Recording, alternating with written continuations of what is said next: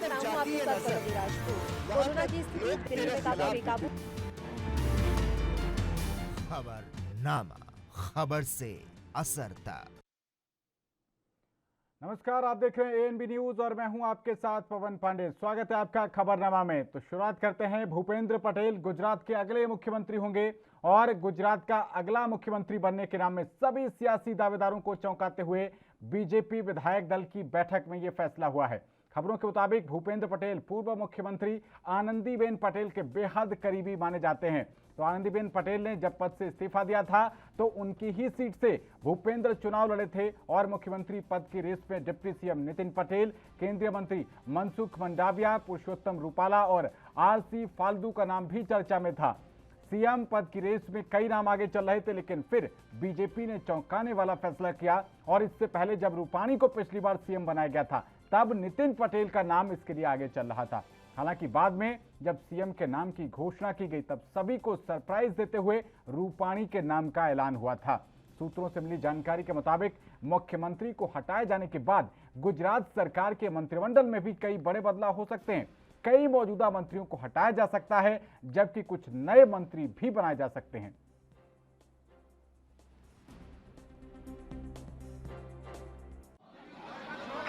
और विजय भाई रूपाणी जी ने इस क्षेत्र के सारे जीवन के बहुत ही अच्छे भारतीय जनता पार्टी के कार्यकर्ता, विधायक, सहज सरल नेता, सार्वजनिक जीवन में अनेक संस्थाओं से जुड़े रहने का और काम करने का जिन्हें अनुभव है, शिक्षा की दृष्टि से वो इंजीनियर हैं, पहले भी नगर पालिका और अर्बन डेवलपमेंट अथॉरिटी में काम कर चुके हैं। और मुझे लगता है कि विजय भाई रूपाणी जी ने उनके व्यवहार को, उनके जीवन को देखकर ही नाम पटेल किया। ऐसे कार्यकर्ता श्री भूपेंद्र रजनीकांत पटेल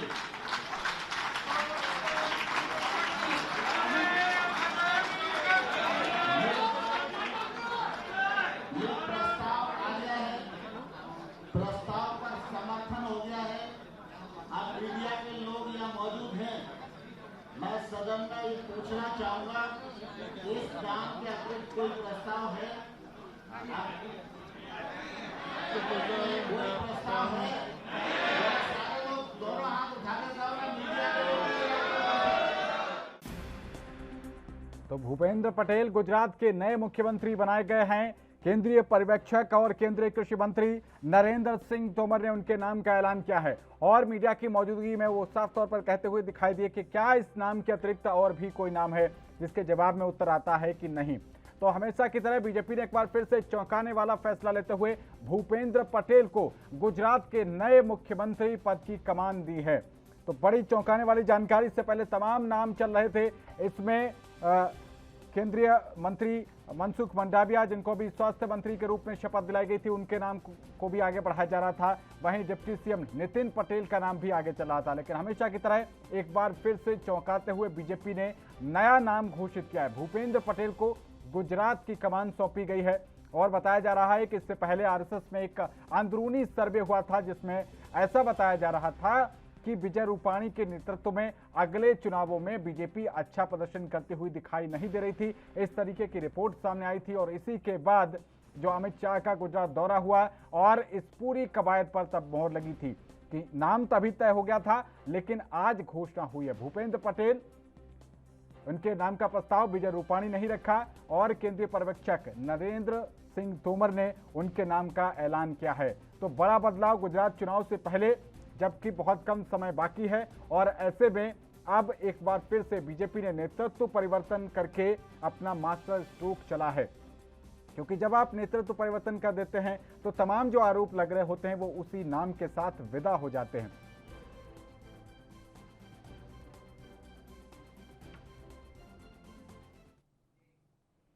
तो इसी खबर पर ज्यादा जानकारी के साथ हमारे सहयोगी अमल स्टूडियो से हमारे साथ, माफ कीजिएगा, न्यूज रूम से हमारे साथ जुड़ गए हैं। अमल, ये एक फिर से नया चौंकाने वाला नाम, हमेशा की तरह बीजेपी ने एक बार फिर से नया नाम पेश किया है और भूपेंद्र पटेल को अब गुजरात की कमान सौंपी है। क्या कुछ तमाम ताजा जानकारी आपके पास, अमल?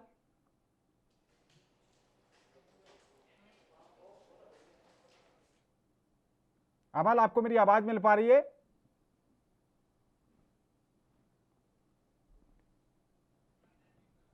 तो एक बार फिर से बीजेपी ने चौंकाने वाला फैसला किया है और भूपेंद्र पटेल के नाम पर मोहर लगाई है। गुजरात के नए मुख्यमंत्री भूपेंद्र पटेल, केंद्रीय पर्यवेक्षक नरेंद्र सिंह तोमर ने उनके नाम का ऐलान किया। भूपेंद्र घाटलोडिया सीट से विधायक हैं और उनके नाम का प्रस्ताव खुद पूर्व मुख्यमंत्री विजय रूपाणी ने रखा था, जिस पर की मोहर लगा दी गई है। विधायक दल की बैठक हुई थी, तमाम नामों को लेकर चर्चा चल रही थी, लेकिन हमेशा की तरह चौंकाने वाला नाम सामने आया है बीजेपी की तरफ से। भूपेंद्र पटेल को गुजरात की कमान सौंपी गई है। घाटलोडिया सीट से वो विधायक हैं और इससे पहले आनंदीबेन पटेल की सीट पर उनको चुनाव लड़ाया गया था। अच्छा प्रदर्शन करते हुए सामने आए थे और बीजेपी के अंदर जो अंदरूनी सर्वे हुआ था उसमें यह जानकारी निकलकर सामने आई थी कि मौजूदा मुख्यमंत्री के कार्यकाल में उनके नेतृत्व में अगर चुनाव लड़ा जाता है 2022 में, तो पार्टी को सफलता मिलने में थोड़ी सी आशंका साबित हो सकती है।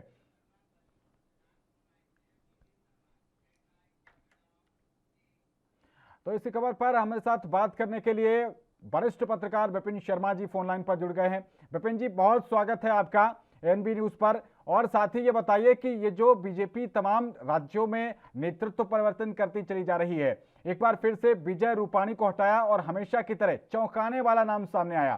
तमाम जो नाम रेस में चल रहे थे उससे इतर भूपेंद्र पटेल को गुजरात की कमान सौंपी गई है। किस तरीके से देखते हैं आप इसको? ये निश्चित बात है कि बहुत चौंकाना वाला आज फैसला लिया है आला कमान की तरफ से। और जिस तरह से सूरत हाल बने हुए थे गुजरात में, तो इसमें कोई दो राय नहीं है यहाँ पर कि कोरोना को लेकर जो स्थिति संभालने में विजय रूपाणी नाकामयाब हुए थे, विफल रहे, तो वही उसी का ये परिणाम है कि उनको पहले उन्होंने अपना इस्तीफा दिया, क्योंकि संगठन भी और साथ में आला कमान भी उनसे नाखुश थे और जिसके कारण ये उन्होंने इस्तीफा दिया। और यहाँ पर आज हम देख रहे हैं कि कैसे औपचारिक तरीके से भूपेंद्र पटेल का नाम की घोषणा होती है। और यहाँ पर क्योंकि जनता जो है, गुजरात की जनता है, वो आक्रोशित थी कोरोना को लेकर। स्थिति संभालने में जो भाजपा की वर्तमान सरकार है वो जिस तरह से विफल रही और तमाम, क्योंकि यहाँ पर आप इस बात को नकार नहीं सकते कि जो मौतें हुई और सबसे बड़ी बात है कि आप अगर बात करें आरएसएस की भी बात करें तो वो भी सूत्र बताते हैं कि वो भी नाखुश थे। और उसके बाद सबसे बड़ी बात है कि प्रदेश अध्यक्ष जो हैं और मुख्यमंत्री के बीच में तालमेल का अभाव था। आपस में जो बातें उनके पास सुझाव लाए जाते थे, विधायक देते थे या और बाकी तमाम नेता देते थे और हाईकमान की तरफ से भी, तो वो नजरअंदाज कर दिए जाते थे। तो और यही कारण रहा है कि आज हम ये फेरबदल देख रहे हैं, ये जो बदलाव हुआ है गुजरात में, गुजरात की सरकार में।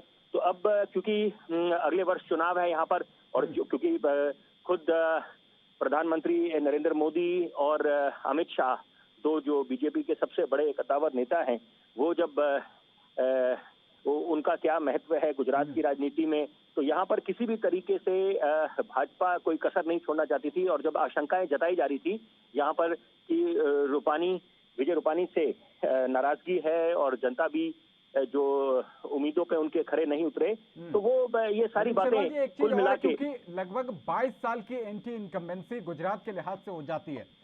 क्या बीजेपी का ये मास्टर स्ट्रोक कि जैसे ही हम सीएम फेस बदल देंगे तो तमाम जो एंटी इनकम्बेंसी के आरोप हैं, तमाम जो अव्यवस्थाओं के आरोप हैं, वो उसके साथ ही विदा हो जाएंगे, या फिर जनता याद रखेगी जैसा कि कांग्रेस के वहां पर गुजरात कांग्रेस के नेता हार्दिक पटेल कह रहे हैं? देखिए, जनता जनार्दन होती है, जनता सब समझती है कि यहाँ पर कौन से फैसले उनके हित में लिए गए हैं और कौन से और क्या। जब नाराजगी होती है तो वो जब बढ़ चढ़ के लोकतंत्र के महापर्व चुनावों में अपनी भूमिका निभाते हैं, तो जनता की वो ताकत है, एक वोट की वो ताकत है कि वो अच्छे राजनीतिक दलों के भी सुपड़े साफ कर देती है और जिनको कम हाँका जाता है राजनीतिक दलों को, उनको भी सत्ता पे काबिज कर देती है। तो यहाँ पर अब जो फैसला लिया है आला कमान की तरफ से, जो उनका आशीर्वाद प्राप्त करके आज भूपेंद्र पटेल का नाम सार्वजनिक तरीके से, औपचारिक तरीके से उनकी घोषणा करी है, तो यहाँ पर एक जनता के पास भी अच्छा संदेश जाएगा कि भाजपा ने समय रहते बिल्कुल पुख्ता कदम उठाए और देरी नहीं लगाई। क्योंकि जब कोरोना काल का ये दूसरा चरण जब आया तो सुनामी बन के ये लहर नहीं थी महज, क्योंकि पिछले वर्ष तो समझ आता है कि कोरोना की एक लहर आई देश में, लेकिन इस वर्ष जब 2021 में कोरोना ने अपना कहर ढाया तो यहाँ पर वो सुनामी बन के आई और लाशों के अंबार लग गए। और यहाँ पर अगर आपने देखा कि अमेरिका जैसे सबसे पुरानी लोकतंत्र, जो विश्व की सबसे पुरानी लोकतंत्र है, तो वहां पर भी जो राष्ट्रपति थे वो विफल रहे, डोनाल्ड ट्रंप, और जिसकी उनको भारी कीमत चुकानी पड़ी। अगर ये आज जो बाइडेन सत्ता पे काबिज हैं और उनकी सरकार, तो वो उसके पीछे मुख्य कारण जो बताया जा रहा है वो कोरोना को लेकर। विपिन शर्मा जी बिल्कुल ठीक कह रहे हैं आप। और इसी बीच हमारे साथ हमारे सहयोगी अमल न्यूज रूम से लगातार लाइव जुड़े हुए हैं। अमल, एक हमेशा की तरह चौंकाने वाला नाम आया। मुझे तो लगता है कि बीजेपी जो है वो तमाम मीडिया कर्मियों को ही चढ़ाने के लिए एक ऐसा नाम दे देती है क्योंकि मीडिया कर्मियों की अटकलें जो हैं वो गलत साबित हो जाएं। ये एक लाइटर नोट पे मैं बोल रहा हूं, लेकिन आपके पास क्या कुछ जानकारी?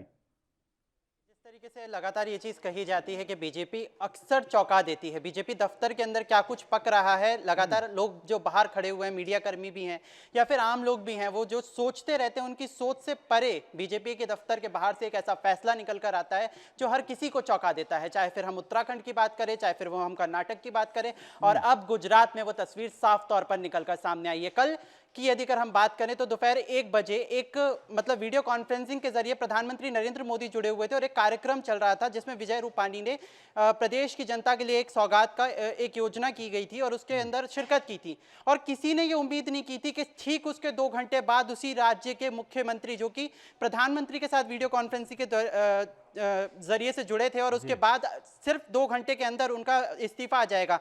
हर किसी को चौंका दिया था। मीडिया में जब से खबर सामने आई थी, हर कोई सिर्फ स्तब्ध रह गया था और किसी के पास कहने के लिए शब्द भी नहीं बच गए थे कि आखिरकार ऐसी क्या वजह रह गई कि विजय रूपाणी को अपने पद से इस्तीफा देना पड़ा। हालांकि विजय रूपाणी ने इस बात पर अपनी तस्वीर जो है, अपना पक्ष जो है वो क्लियर रख दिया था। उन्होंने कहा था कि पार्टी आलाकमान के लिए भी उसने धन्यवाद दिया था कि उनको मौका दिया गया है।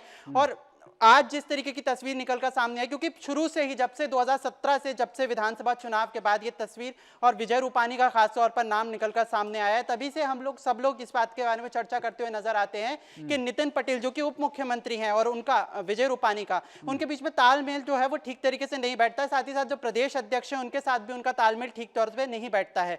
साथ ही साथ यदि अगर आप पार्टी के अन्य विधायकों की भी बात करेंगे तो उनके साथ उनका जो रिश्ता है वो उतना ज्यादा ठीक ठाक नहीं है। डामाडोल सी स्थिति बनती हुई हर साल नजर आती रही है। और कोरोना काल में जिस तरीके से गुजरात में काम किया गया है उसको लेकर भी कहीं ना कहीं जो पार्टी आलाकमान है वो भी खुश नहीं था। देखिए, आपने सीरीज देखी होगी जब कैबिनेट 2.0 में आपने देखा कि बड़े बड़े नामों की छुट्टी कर दी गई थी, तो बीजेपी की तरफ से जब भी फैसले लिए जाते हैं तो वो अचानक से लिए जाते हैं। और इसी तरह पे आज भी इस बारे में चर्चा हो रही थी कि जब पहले तो 2 बजे बीजेपी विधायक दल की बैठक होनी थी, केंद्रीय पर्यवेक्षक भी पहुंचे वहां पर, सुपरवाइजर्स भी पहुंचे, और उसके बाद 3 बजे उसको एक्सटेंड कर दिया गया। 3 बजे से 3:30 बजे हुई और फिर 3:30 के बाद 3:40 पर जैसे तैसे वो बैठक शुरू हुई। और बैठक में एक ऐसा नाम निकलकर सामने आया जिसके बारे में किसी ने ना सोचा होगा, भूपेंद्र पटेल। लेकिन आपको ये चीज जानकर भी चौंक जाएंगे और हैरान होंगे कि भूपेंद्र पटेल इकलौते ऐसे नेता हैं जिन्होंने 2017 के विधानसभा चुनाव में गुजरात के अंदर ही, यदि अगर हम बात करें तो किसी अन्य कॉन्स्टिट्यूएंसी से ज्यादा ही वोट्स जो हैं वो पाए थे। शशिकांत पटेल जो कि अहमदाबाद के कांग्रेस प्रेसिडेंट हैं, वहां पर उन्होंने उनको शिकस्त दी थी और 1 लाख से ज्यादा वोट शेयर्स के ऊपर उन्होंने अपनी जीत हासिल की थी। और इसी को लेकर बीजेपी शायद कहीं ना कहीं कॉन्फिडेंट नजर आई उनके नाम से, और इसीलिए आने वाले विधानसभा चुनावों के लिए उनके नाम को आगे रखते हुए उनको सीएम का कैंडिडेट के तौर पर, या फिर कहें कि सीएम की कुर्सी पर उन्हीं को लगातार बैठाने की बीजेपी आलाकमान की तरफ से कोशिश की गई। हालांकि ये नाम जो है वो बीजेपी के ही नेताओं की तरफ से साफ तौर पर कहा गया कि आरसी जो नेता हैं उनका जो है नाम सामने आएगा, क्योंकि सुबह सुबह यदि अगर किसी नेता का विमान अचानक किसी बैठक में पहुंच जाए, क्योंकि वो वहां पर मौजूद नहीं थे, तो लगातार ये चीज भी लग रही थी कि कहीं उनका नाम आएगा। फिर नितिन पटेल का भी नाम निकलकर सामने आ रहा था, केंद्रीय मंत्री मनसुख मांडविया का भी नाम सामने आ रहा था। लेकिन वो सारे वादों को और उन सारी बातों को धत्ता करते हुए जब ये नाम निकलकर सामने आया भूपेंद्र रजनीकांत पटेल का, तो हर किसी के चेहरे पर सिर्फ और सिर्फ शॉक हो गया हर कोई। और फिर जब ये बात निकलकर सामने आई कि भूपेंद्र पटेल होंगे अगले गुजरात राज्य के मुख्यमंत्री, तो हर किसी के चेहरे पर सिर्फ और सिर्फ इस बात को लेकर शौक आ गया। तो ये बात बताई जा रही है कि सरकार और संगठन के बीच तालमेल ठीक नहीं था। दूसरा ये भी बताया जा रहा है कि जैसे जैसे विधानसभा चुनाव के होते गए, बीजेपी डाउन होती गई और इस बार तो सैकड़ा तक भी नहीं पहुंच पाई, 100 से नीचे ये टक्कर रह गई। ये बताया जा रहा था कि इस बार की स्थितियां 2022 में जो चुनाव होने वाले थे उसमें और भी ज्यादा ये ग्राफ जो था डाउन हो सकता था। इसी को लेकर ये फैसला लिया गया है। लेकिन बड़ी बात यह है, बड़ा सवाल आज भी अभी भी यही बरकरार है कि क्या नेतृत्व परिवर्तन कर देने से, क्या जो सीएम फीस है आप वो बदलने देने से ये पूरी जो कुछ वहां पर मिसमैनेजमेंट हुआ है कोरोना से लेकर और तमाम चीजें जो आपस में खींचतान चलती रही, उन सबका हल मिल जाएगा बीजेपी को? विपिन शर्मा जी। मैं बिल्कुल, आपको मेरी आवाज पहुंच रही है? जी जी जी, देखिए पुरानी कहावत है, leader has to lead by an example, और नेतृत्व पे ही सब कुछ निर्भर करता है। और यहाँ पर अगर आपने जनता, जो जनार्दन होती है, जनता को जब आपने एक अच्छा संदेश देना है तो इससे बढ़िया तरीका नहीं होता कि आप जिम्मेदारी लें, क्योंकि अमूमन देखा जाता है कि श्रेय लेने के लिए तो हर राजनीतिक दल बिल्कुल आगे हो जाता है होड़ में, लेकिन जहां जिम्मेदारी लेने की बात आती है तो बहुत आसानी से पल्ला झाड़ दिया जाता है। तो यहाँ पर निश्चित बात है, जब अगर फेरबदल हुआ है, मुख्यमंत्री का बदलाव हुआ है, तो इसका मतलब साफ ये निष्कर्ष निकलता है कि भाजपा के वरिष्ठ नेताओं को, संगठन को, सबको पता है कि यहाँ पर कुछ खामियां रही हैं, विफलता रही है। तो और इससे अच्छा तरीका नहीं है कि आप ये जनता को संदेश दे कि हमने मान लिया है कि हमारी गलती, हमारे से जो अपेक्षा थी कि जनता की अपेक्षा थी कि यहाँ पर हम लोग उनकी उम्मीद पे खरे उतरे, कोरोना को लेकर जैसे स्थिति संभालनी चाहिए थी वो नहीं हुई, और ये फलस्वरूप कि आज हमने अपना मुख्यमंत्री बदल दिया। तो ये मुझे लगता है कि देखिए, निश्चित बात है यहाँ पर जनता वो समझेगी, इस बात का संज्ञान लेगी कि यहाँ पर कि समय रहते, क्योंकि अगर आप ये देखें कि सिर्फ ठीक चुनाव के पहले अगर हो तो यहाँ पर अभी, क्योंकि हमने देखा कि हम कैसे इस वर्ष हम लोग ने कैसे कोरोना के प्रकोप से हमने जूझे, हम लोग कितनी लाशों के अंबार लगे, शमशान। चलिए, बहुत शुक्रिया विपिन शर्मा जी और अमल, आप दोनों का इस खबर पर अपडेट करने के लिए। तो बड़ी इस समय चौंकाने वाली खबर, गुजरात को भूपेंद्र पटेल के रूप में नया मुख्यमंत्री मिल गया है। तो यहां पर रुक रहे हैं एक छोटे से ब्रेक के लिए, बने रहिए एनबी न्यूज के साथ। कोरोना की स्थिति दिल्ली में काफी बेकाबू। खबरनामा, खबर से असर तक। तो ब्रेक के बाद आपका स्वागत है। खबरनामा में आज हम बात कर रहे हैं कि गुजरात में बीजेपी ने नेतृत्व परिवर्तन कर दिया है और भूपेंद्र पटेल को नया मुख्यमंत्री बना दिया गया है।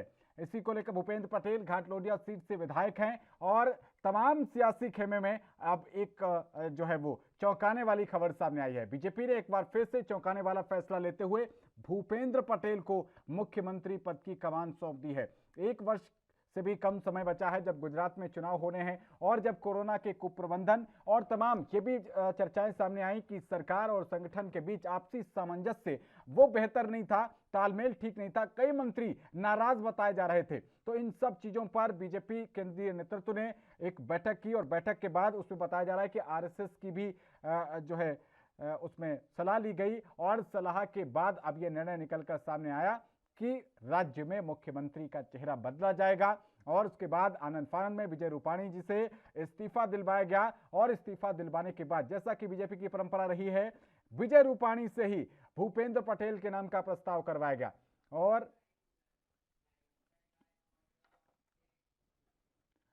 तो इसी विषय पर चर्चा करने के लिए हमारे साथ बेहद ही खास मेहमान अश्विनी साई जी भारतीय जनता पार्टी से लाइव जुड़ गए हैं। बहुत स्वागत है अश्विनी साई जी आपका एएनबी न्यूज पर। और सबसे पहला सवाल आपसे यही कि क्या तमाम एंटी इनकम्बेंसी, अगर गुजरात की बात करें तो करीब 22 साल की एंटी इनकम्बेंसी, और इसका हल आपको एक ही नजर आया कि सीएम फेस बदल दो, काम कर जाएगा आपका ये मास्टर प्लान? पवन जी, देखिए, हमारी सरकार वहां लगभग 26-27 सालों से चल रही है और कहीं भी एंटी इनकम्बेंसी नहीं है, वहां प्रो इनकम्बेंसी है। वहां की सरकार बहुत बेहतरीन काम कर रही है और जहां खराब काम करती है सरकार, वहां एंटी इनकम्बेंसी लागू होती है। हम लोग इतने लंबे अरसे से काम कर रहे हैं और बहुत बेहतर काम कर रहे हैं और सारे मुख्यमंत्री हमारे जो भी माननीय मुख्यमंत्री रहे, छबिल दास मेहता जी से लेकर केशुभाई पटेल जी आई, अभी अपना क्या कहते हैं माननीय प्रधानमंत्री जी जो है उतने दिन तक वहां रहे, उसके बाद आनंदीबेन पटेल रही, तो सभी लोग जो है बेहतर काम और बेहतर राज्य को चलाते हुए गुजरात को एक पूरे देश में एक मॉडल के रूप में लोगों ने प्रस्तुत किया और वहां की जनता उनसे बहुत ही प्रसन्न है। तो यहाँ पर प्रो इनकम्बेंसी लागू होती है, एंटी इनकम्बेंसी नहीं लागू होती है। इसलिए हमको आज देखिए जो चौंकाने वाले फैसले भारतीय जनता पार्टी लेना चाहती, भारतीय जनता पार्टी में देखिए एक आम कार्यकर्ता कहां से कहां चला जाता है कि इसका कोई सोच नहीं सकता है। मीडिया के सारे कयास धरे के धरे रह गए, चाहे वो जिसके लिए आप लोग लगा रहे हो। तो पहली बार मैं देख रहा हूँ कि आप लोग के सूत्र फेल हो गए हैं, क्योंकि नया एक मुख्यमंत्री का चेहरा आया जो पहली बार एमएलए हुआ और उसको मुख्यमंत्री बना दिया गया गुजरात जैसे राज्य का। तो ये बहुत ही माननीय प्रधानमंत्री जी का जो चौंकाने वाले फैसले होते हैं, केंद्रीय नेतृत्व का जो फैसला होता है, वो फैसले से आज देश रूबरू हुआ है। और हमें आशा नहीं विश्वास है कि आने वाले दिनों में भूपेंद्र भाई पटेल बहुत बेहतर सरकार चलाएंगे। लेकिन हार्दिक पटेल जी, कांग्रेस के नेता वो ये कह रहे हैं कि आरएसएस के अंदर एक अंदरूनी सर्वे हुआ था और उस सर्वे में आप लोग 80 से भी सीटों से ज्यादा नीचे सिमटते हुए दिखाई दे रहे थे। वैसे भी इस बार भी आप शतक भी नहीं पहुंच पाए, नर्वस 90 का शिकार हो गए और 99 सीटों तक ही सिमट कर रह गए थे। हार्दिक पटेल ने एक सभा की थी, बहुत भीड़ हुई थी उस सभा में जी, बहुत ज्यादा भीड़ हुई थी और पूरे देश में चर्चा भी हुई थी उसकी। उसके बाद वो कांग्रेस में चले गए और कहाँ कहाँ क्या हुआ पूरे देश को पता है। आज कहाँ हैं वो, नेपथ्य में चले गए हैं। तो स्थितियां उन लोगों के कहने से नहीं बदलती हैं, सर्वे वो लोग मत कराएं। आज उसके बावजूद भी भारतीय जनता पार्टी अंगद के पैर की तरह जमी हुई है गुजरात में, और आने वाले दिनों में भी जो चुनाव होने वाले हैं 2022 के अंत में, उसके बाद भी हम वहाँ सरकार बनाएंगे। भूपेंद्र भाई पटेल उसके नेता होंगे। आज जो है ये घोषणा हो गई। लेकिन अश्विनी साई जी, आपसे सवाल ये क्यों ना पूछा जाए कि नरेंद्र मोदी जी जो इस समय माननीय प्रधानमंत्री हैं, उनके बाद गुजरात को कोई सर्वमान्य नेता मिल नहीं पाया जो एक पूरी अपील कर सके पूरे प्रदेश में और जिसकी जो सर्वमान्य हो हर जगह हर तबके में। देखिए पवन जी, सर्वमान्य नेता क्या नरेंद्र भाई मोदी के पहले क्या अटल बिहारी वाजपेयी और माननीय आडवाणी जी हमारे सर्वमान्य नेता थे। पहली बार जो ये भी जो है सदन में पहुंचे और मुख्यमंत्री बने माननीय नरेंद्र भाई मोदी जी। पहली बार वो सदन में पहुंचे जो है चुनकर और प्रधानमंत्री बने। तो ये चीजें सर्वमान्य नेता की बात नहीं, वहीं से नेता निकले हैं, वहीं से नेता जो है हमारे येसुभाई पटेल कितने बड़े नेता थे हमारे। वहां से देखिए ना, वो ऐसा नहीं कि वो धरती वीरों से खाली है। वहाँ गुजरात की धरती पर भी बहुत नेता हैं जो कि सर्वमान्य हैं। एक नरेंद्र भाई मोदी निकले जिन्होंने 15 साल से ऊपर सत्ता चलाई और आज वो देश के प्रधानमंत्री हैं। तो सर्वमान्य नेता तो कभी भी जनता किसी को भी कह सकती है और हमारे दल में उन विभूतियों की कमी नहीं है। लेकिन सबसे अच्छी बात जो है कि हमारे दल में भारतीय जनता पार्टी में जो नेता निकलता है वो एक आजकल एक वो चलन हो गया है कि जो जमीनी कार्यकर्ता है वही बड़ा नेता बन रहा है। चाहे वो उत्तराखंड ले लीजिए, चाहे वो कर्नाटक ले लीजिए, चाहे वो गुजरात ले लीजिए, चाहे उत्तर प्रदेश की हम लोग बात कर रहे हैं तो उत्तर प्रदेश में भी कोई चेहरा नहीं था और माननीय योगी जी आज सर्वमान्य नेता बने हुए हैं। माननीय योगी जी इतना बेहतर काम कर रहे हैं कि जिसका कोई जवाब नहीं है, विरोधियों के पास इनका जवाब ही नहीं है। तो हमारे भारतीय जनता पार्टी के नेताओं में जो भी होता है वो सर्वमान्य ही हो जाता है और अचानक से चेहरे आते हैं जिसको कोई नहीं जानता है। तो ये अगली पीढ़ी को तैयार और मजबूत करने का काम भारतीय जनता पार्टी कर रही है, अन्य दलों की तरह नहीं कि उसी में वो भाई भतीजावाद परिवारवाद पर जो पार्टियां चल रही हैं और पनप रही हैं, वो काम यहाँ नहीं है। लेकिन अश्विनी साई जी, बार बार इस तरीके से मुख्यमंत्री बदलना ये कोई गर्व का विषय है क्या? देखिए ये तो अगर इतनी बड़ी पार्टी है तो आंतरिक लोकतंत्र में कुछ भी हो जाता है और सबके सहयोग से जो है। आज देखिए आज मीटिंग हुई, माननीय कृषि मंत्री जी ने नरेंद्र सिंह तोमर जी ने सबसे पूछा इनके अलावा कोई और विकल्प है, तो एक सर्वमान्य आवाज उठकर आई कि नहीं। तो सबके राय से, सबके मशवरे से वहां पर जो है ये काम हुआ है। तो बार बार बदलने का जो हमारे लिए बेहतर होगा हम आगे की सोचेंगे। ऐसे तो चलता रहा तो फिर एक ही नेता हमारे यहाँ जब तक वो इस धरती पर है तब तक वो मुख्यमंत्री रह जाएगा। नहीं, जब तक तो अन्य पार्टियों में भारतीय जनता में फर्क क्या हुआ? अश्विनी साई जी, कम से कम ये माना जाता है कि विधानसभा 5 साल के लिए आहूत होनी होती है। तो अश्विनी साई की अगर कुर्सी पर या पवन पांडे की कुर्सी पर कोई नया व्यक्ति आ रहा है तो इसका सीधा सा मतलब है कि पवन पांडे और अश्विनी साई उम्मीदों के मुताबिक परफॉर्म नहीं कर पाए, इसीलिए कोई दूसरा व्यक्ति आ रहा है। कौन जी? 17 में चुनाव किसके नेतृत्व में हुआ था? वहाँ विजय रूपाणी जी के नेतृत्व में। रूपाणी जी के नेतृत्व में। तो एक चुनाव कराने के पहले वो मुख्यमंत्री बनाए गए थे। जब आनंदीबेन पटेल को भी हटाया गया था तो वो बनाए गए थे, उनके नेतृत्व में चुनाव हुआ और उन्होंने 4 साल तक सफलतापूर्वक पूरे प्रदेश को चलाया। अब फिर एक नए नेतृत्व को मौका दिया जा रहा है, जो सफलतापूर्वक आने वाले दिनों चलाया, तक चलाएंगे। अश्विनी साई जी, जब सफलतापूर्वक चलाया, तमाम चुनौतियों से वो सफलतापूर्वक निकले, तो फिर उस काम का इनाम जो उन्होंने तपस्या की वो किसी दूसरे व्यक्ति को क्यों मिले? वो विजय रूपाणी को ही क्यों नहीं मिलता? क्या मुख्यमंत्री तक ही वो इनाम है? वो केंद्र में किसी संगठन में भी रखे जा सकते हैं, प्रदेश में किसी अच्छे जगह पर रखे जा सकते हैं, केंद्र में मंत्री बनाए जा सकते हैं। तो बहुत कुछ ऑप्शन अभी खुला हुआ है। अभी आप लोग कयास मत लगाइए, अभी इंतजार कीजिए। भारतीय जनता पार्टी ने सबको, जिसको भी कहते थे कि हमने हमेशा जो काम किया, रघुवर दास जी को ले आए तो हम लोग चौंकाने वाला फैसला था।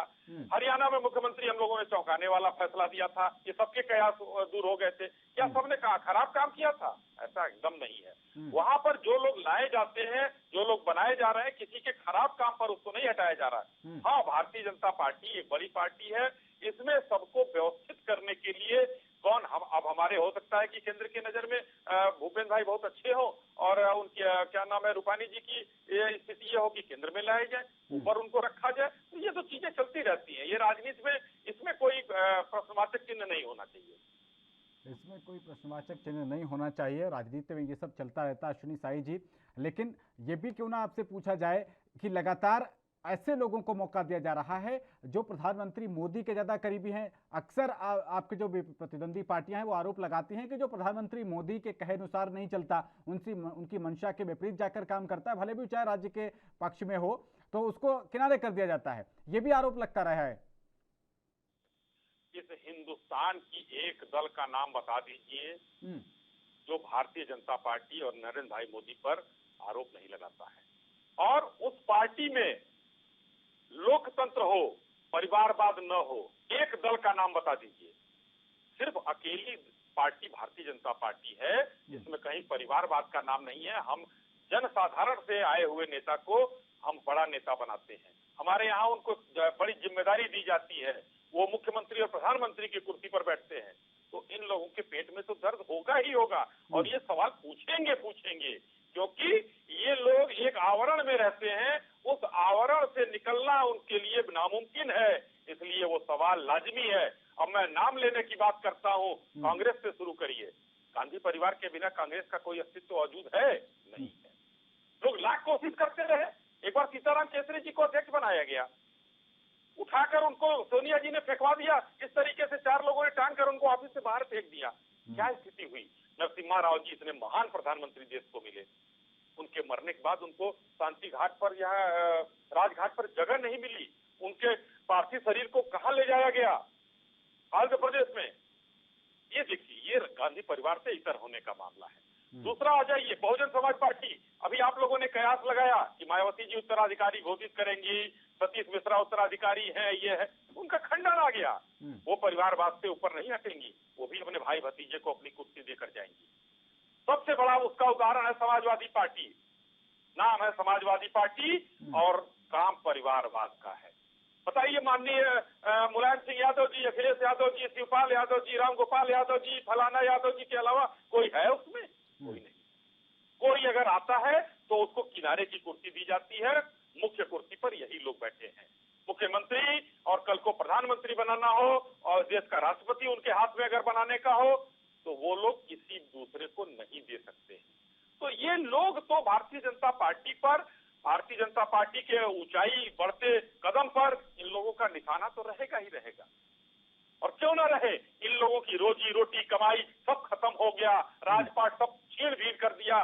सोनिया गांधी के जो कुंवर साहब थे, उनका राजपाट तो खत्म हो गया। उनको सारे नेता मिलकर प्रधानमंत्री का कैंडिडेट घोषित कर रहे थे। लेकिन आज देश के सामने उनकी क्या स्थिति है आप देखिए।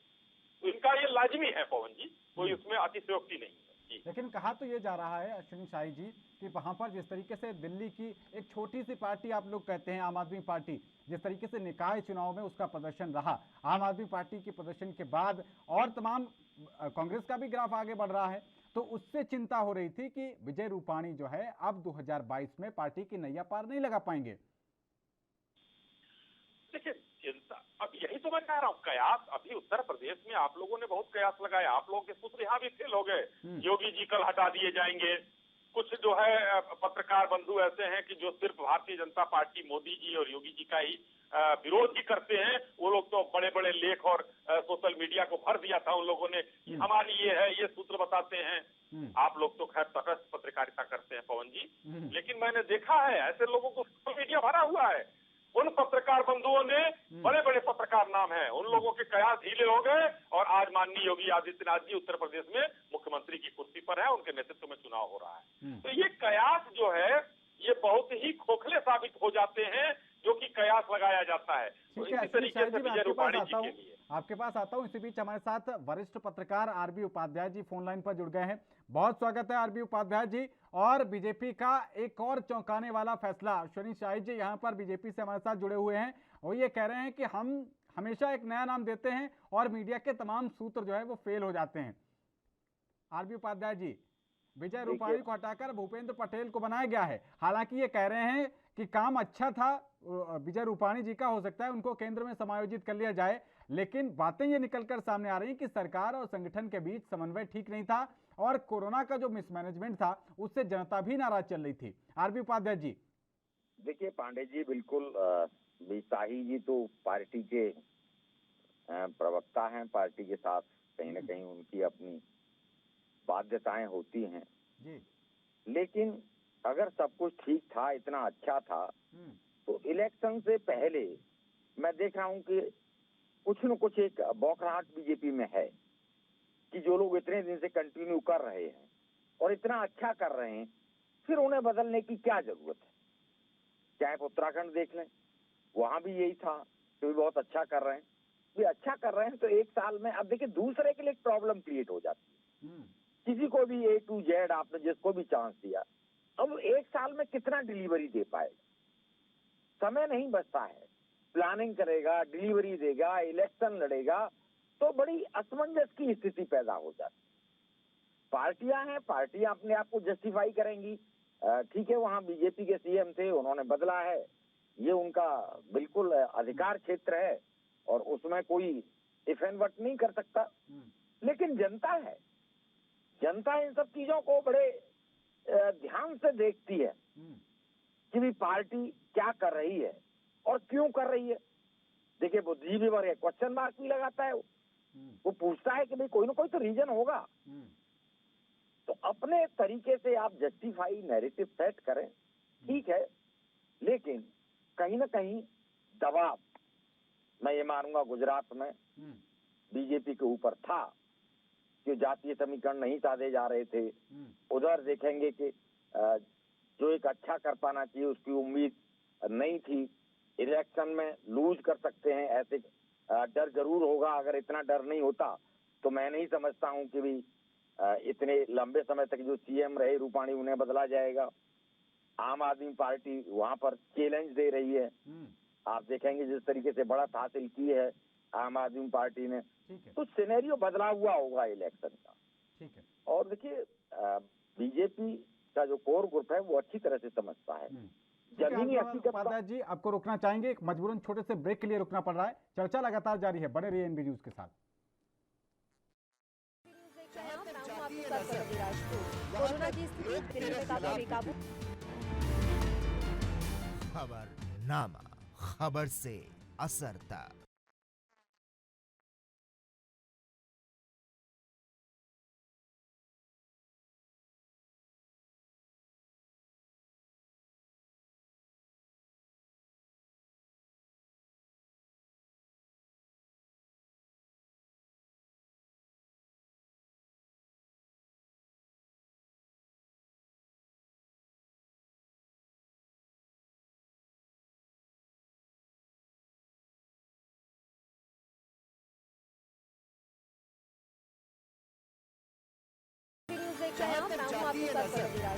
कोरोना की स्थिति दिल्ली में काफी बेकाबू।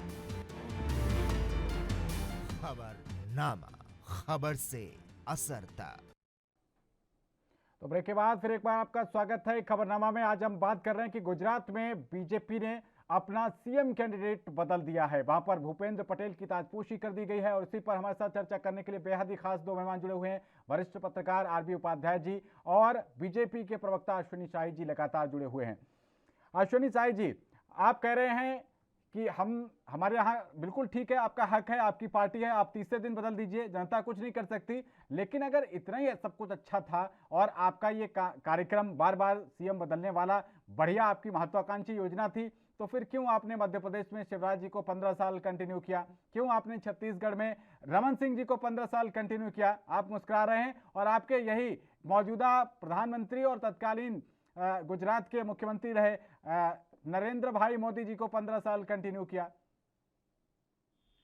देखिए पवन जी, ये संगठन का काम है, केंद्रीय नेतृत्व का काम है कि पूरे देश पर, अपने पार्टी पर पूरी तरीके से नजर बनाए रखे और किस नेता की कहाँ जरूरत है, कहाँ उसका सही उपयोग किया जा सकता है, उसको वो वहां पर स्थापित करे। अब देखिए, इतने नेताओं का नाम आ रहा था, कल से जो है सारे मीडिया चैनलों ने सारे नेताओं का नाम चला दिया और अंत में कौन बनाया गया? भूपेश भाई। नाम नया था। एक तरीके से हम मीडिया कर्मियों को चिढ़ाते हैं कि चलिए आपके गणित हमने फेल कर दिए, लेकिन हमारे सूत्र भी आप ही लोग होते हैं, तो एक तरीके से ये जो आप हमें चिढ़ा रहे हैं वो खुद को चिढ़ा रहे हैं। दूसरी बात, खैर ये लाइटर नोट पे मैंने बात कही अश्विनी साई जी, ये लाइटर नोट पे बात कही मैंने, लेकिन लेकिन और मैं आपसे कठिन सवाल पूछा, मुझे अच्छी तरीके से पता है कि सवाल का जवाब देना वाकई कठिन है, लेकिन आमतौर पर वही है, मेन चीज यही है कि सत्ता आनी चाहिए कैसे भी, भले ही चाहे जैसे असम में आपने तो कांग्रेस पार्टी से बुलाकर उस व्यक्ति को मुख्यमंत्री बना दिया, हेमंता बिस्वा शर्मा जी, जानते होंगे आप। पवन जी देखिए, एक तो क्षमा चाहता हूं अगर आपको इस चीज पर अगर बुरा लगा हो तो मैं क्षमा चाहता हूं। नहीं लगा, मैं लाइटर मेरा कोई ऐसा इरादा नहीं था कि मैं मीडिया पर सवाल करूं। हाँ, मैंने क्या कहा कि मीडिया के सूत्र बहुत ही मजबूत होते हैं और मीडिया के सूत्र सारे कयास धरे के धरे रह गए और एक नया चेहरा भारतीय जनता पार्टी ने दिया।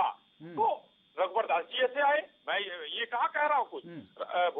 ये हरियाणा में देखिए जिस तरीके से नए मुख्यमंत्री बनाए गए, आप कर्नाटक चले जाइए, कर्नाटक में देखिए कैसे हम लोगों ने नया आदमी दिया।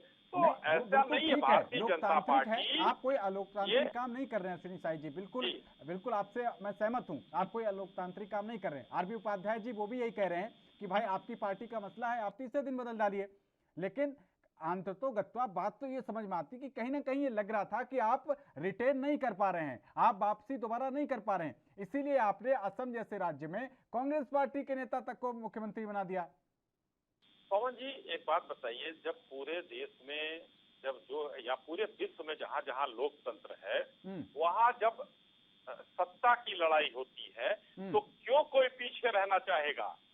साम दाम दंड भेद सब लोग अपनाते हैं, तो हम तो पार्टी के अंदर के लोकतंत्र को जिंदा रखते हुए हमको किसको बनाना है किसको नहीं बनाना वो कर रहे हैं। लेकिन तो आपकी पार्टी की तो टैगलाइन है पार्टी विद द डिफरेंस, तो फिर डिफरेंस दिखना भी तो चाहिए, सिर्फ लिखने से थोड़ी ना हो जाएगा।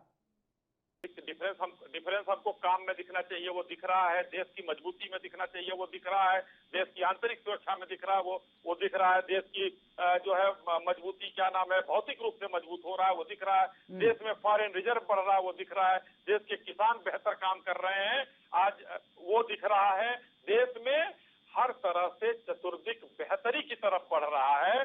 आज विश्व के पटल पर आपका प्रधानमंत्री, हिंदुस्तान का प्रधानमंत्री नंबर 1 पर विराजमान है और अमेरिका का राष्ट्रपति कहाँ है, इसको देखिए तो हम मजबूत हो रहे हैं। तो हम पार्टी विद डिफरेंस है, ये हमारी पार्टी की सरकार है।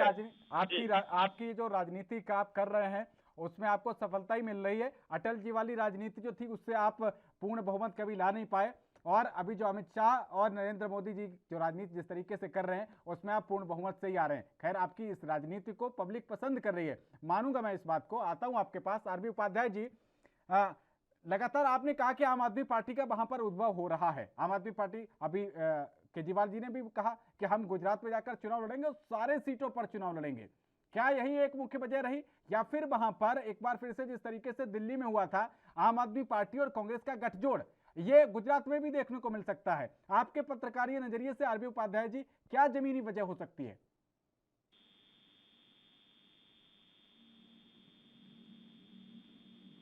आरबी उपाध्याय जी आवाज मिल पा रही है आपको? तो आरबी उपाध्याय जी से तकनीकी खामी के चलते संपर्क नहीं हो पा रहा है। अश्विनी साई जी, यही सवाल मैं आपके सामने रखता हूं। दरअसल माना तो यही जा रहा है कि जो कुछ दिल्ली में हुआ, आपने उस समय जो चुनाव हुआ था, आम आदमी पार्टी पहला चुनाव लड़ी थी, आपकी पार्टी ने बहुत अच्छा किया था, लेकिन जब उनकी 49 दिन की सरकार चली थी, जिसके तंज में प्रधानमंत्री जी AK-49 कहते हैं उनको, उसमें उन्होंने कांग्रेस पार्टी से गठबंधन किया था। गुजरात में अगर ऐसा हो गया तो आपकी पार्टी के लिए तो खतरा हो सकता है। कुछ भी कर सकते हैं, किसी के साथ भी जा सकते हैं, किसी का साथ छोड़ सकते हैं। देश में उनका नाम ऐसे केजरीवाल की जगह पलटीवाल नहीं रखा हुआ, देश में वो पलट जाते हैं बहुत तेजी से। अब जहां तक गुजरात की बात है कि वो कांग्रेस के साथ चले जाएं या किसके साथ चले जाएं, लड़ेंगे तो भारतीय जनता पार्टी से। उनको लड़ना, देखिए भारतीय लोकतंत्र में पार्टियों का उदय होता रहता है। पार्टियां, हम लोग भी एक दिन दो सांसदों की पार्टी थे, आज जो है हम सबसे ज्यादा राज्यों में हमारी सरकार है। तो ये तो पार्टियों का प्रादुर्भाव होता रहता है। अब गुजरात में इनकी क्या व्यवस्था रहेगी, आने वाले विधानसभा चुनाव में इनको जनता नकारेगी या जनता इनको सकारेगी, ये तो आने वाले दिनों में पता चलेगा। मगर हाँ, ये जरूर कहा जा सकता है कि ये हाथ पैर मार रहे हैं, अब वो कांग्रेस से गठबंधन कर लें या वहाँ के किसी लोकल दल से कर लें, ये कुछ भी असंभव नहीं है केजरीवाल जी के लिए। ठीक है अश्विनी चाय जी, मैं आपसे एक और चुभता हुआ सवाल पूछ रहा हूं, पहले से कहते हुए कि चुभता हुआ है, चुभन हो सकती है आपको। जिस तरीके से आपने यहाँ पर बदलाव कर दिया गुजरात में, जिस तरीके से आपने असम में बदलाव कर दिया, जिस तरीके से आपने उत्तराखंड में बदलाव कर दिया, क्या इस तरीके से किसी के नाम पे यूपी में भी आपका CM कैंडिडेट कोई हो और उसके बाद विधायक दल का नेता साल भर बाद, 6 महीने बाद, 3 महीने बाद या 2 साल बाद कोई और बना दिया जाए? देखिए, कोई चुभने वाला सवाल नहीं है और ये सवाल आपका पूछने का हक है पवन जी, और जवाब देना मेरा काम है, मैं जवाब देना चाहूंगा इस पर जी। भारतीय जनता पार्टी में मैंने पहले भी कहा, आंतरिक लोकतंत्र जिंदा है, ये प्राइवेट लिमिटेड कंपनी नहीं है। हम चाहे जिसको, जो हमारे यहाँ सत्ता में रहेगा, हो सकता है योगी जी के नाम पर यहाँ पर हम चुनाव लड़ें और उसके बाद उनको 1 साल 2 साल बाद ये स्थिति लगे कि उनकी आवश्यकता केंद्र में ज्यादा बढ़िया है या उनसे बेहतर कोई और काम कर सकता है और प्रदेश की उन्नति में ज्यादा जरूरी है, तो योगी जी को अगर सरकार, हमारा पार्लियामेंट्री बोर्ड बैठेगा, उसका जो डिसीजन होगा वो सर्वमान्य होगा, किसी को ऐतराज नहीं है उसमें, ना योगी जी को होगा ना यहाँ के अन्य नेताओं को होगा। लेकिन इसी बीच हमारे साथ आरबी उपाध्याय जी फिर से जुड़ गए हैं। आरबी उपाध्याय जी, गुजरात में ये जो चौंकाने वाला फैसला हुआ है, क्या, मैं आपसे एक बुनियादी सवाल पूछना चाह रहा हूं कि जिस तरीके से दिल्ली में अरविंद केजरीवाल जी की पार्टी, आम आदमी पार्टी और कांग्रेस के बीच गठबंधन हो गया था, तो हमारे साथ जो मेहमान जुड़े थे अश्विनी शाही जी और आरबी उपाध्याय जी, आप दोनों का भी बहुत शुक्रिया NB न्यूज से जुड़ने के लिए। लेकिन सवाल अभी भी यही बरकरार है कि बीजेपी की तरफ से ये बात कही जा रही है कि बेहतर डिलीवरी देने के लिए CM बदल रहे हैं, लेकिन क्या भूपेंद्र पटेल का ये CM फेस वहां की जनता को पसंद आने वाला है? इस पर रहेगी NB की नजर। फिलहाल इस पेशकश में इतना ही। देश और दुनिया की तमाम अहम खबरों के लिए बने रहिए NB न्यूज के साथ। नमस्कार। कोरोना की स्थिति दिल्ली में काफी बेकाबू। खबरनामा, खबर से असर तक।